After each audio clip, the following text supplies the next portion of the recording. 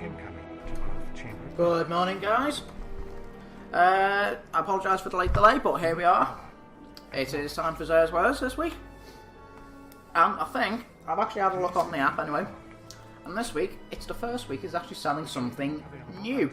Well, I say something new, he's actually selling more than one thing that is new. Right, so Zer this week, pardon me, is he's hiding out in the Reef. So let's go and say hi to him. Let's go say hi. Here he is. I think this is going to be the only place pops up in the Reef. But it doesn't look like he's going to be anywhere else. Anyway, this week the Titans can pick up the ACD/zero feedback fence. Now I don't actually have a pair of these, so I'll be picking these up. I imagine these would actually be, I'll say pretty decent. That I completely forgot what they did then for a moment. I imagine these would be great in the Abyss. What isn't great in the Abyss? Everything seems to be great in the Abyss. But you get more super energy from melee kills, and also an increased melee speed. So everything to do with these gauntlets for Titans is punching things. Whether it's from an opponent or from yourself. Its strength, though, looking at its stats, its intellect is alright, but its strength is a little bit lacking. You kind of want that to be in the 50s, but if it's your first time picking up a pair of gauntlets of these, then yeah, you can't be really a chooser. The Hunters, I believe, this week get Khepri Sting. That's actually pretty on the low side for strength. You do kind of want to go above it, but as far as gauntlets go, that tends to be pretty low.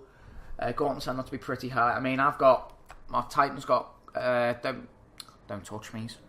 He's got no backup plans, which are just shy of 120. Now for gauntlets, that's actually pretty good.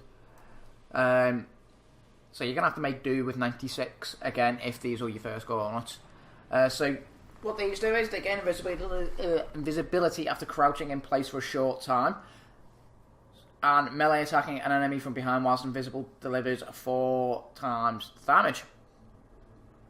So basically they give hunters, well, they give gunslingers invisibility as well. Now, I quite like the idea of these gauntlets. So melee attacking an enemy from behind whilst still invisible is also, well, it's an update on one of the Blade Dancer's perks where they do more damage from behind anyway, regardless of whether they're invisible. However, imagine pair them up with the Blade Dancer. I mean, the invisibility bit's a bit wasted on them, but that's probably why they've got the invisibility, so it can give the Blade Dancers, the Gunslingers, a chance. You also get reload speed with primary weapons, so it's great if you've got something with Outlaw anyway.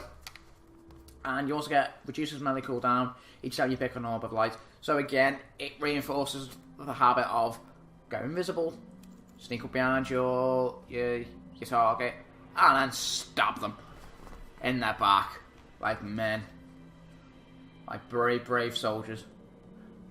I am of course joking. That is a cowardly thing to do. But if you're an assassin, fair play.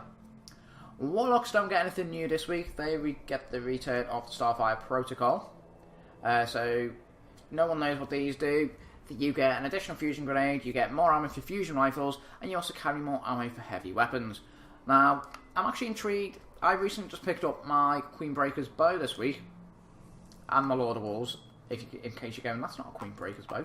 It's my Queenbreaker's bow. So I'm just wondering, guys, I wonder how much ammo this thing gives me. I mean, from what I've seen, it goes up to 80 something. So that might just take up to 80 something anyway. But yeah, so that's what that one does. It's a really simple chest plate for Warlocks. Its intellect it's actually kind of average. It's not high. It's not. Pardon me. It's not low. I've seen much lower, but it's low average. So you could probably buy one of the engrams just off to the side there for the chest plates, and you'd probably pick up a better one, to be honest with you.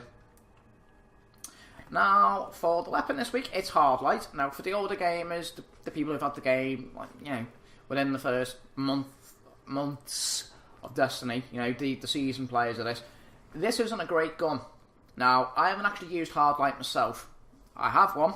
I haven't actually used it. Mine's completely unmaxed out. It's still a 331 version and all that.